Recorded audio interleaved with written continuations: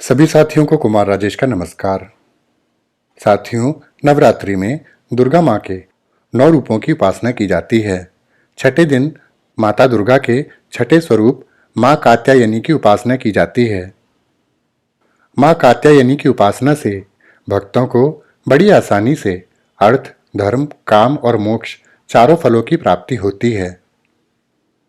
माँ की आराधना करने से रोग, शोक, संताप और भय नष्ट हो जाते हैं। कई जन्मों के समस्त पाप भी नष्ट हो जाते हैं। कात्य गोत्र में विश्व प्रसिद्ध महर्षि कात्यायन ने भगवती पराम्बा की उपासना की थी।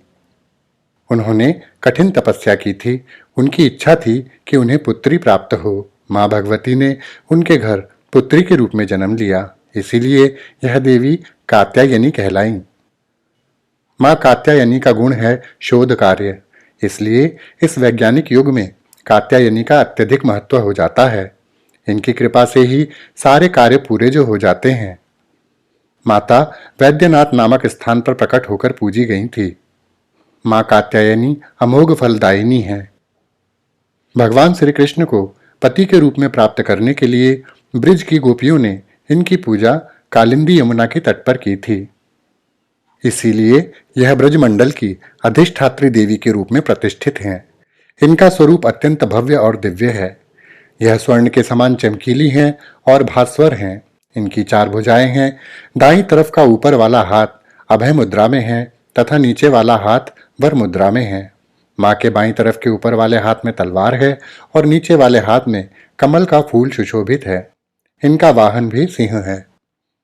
माँ कात्यायनी की पूजा करने से परम पद की प्राप्ति होती है और मस्तिष्क बहुत तीव्र गति से काम करता है।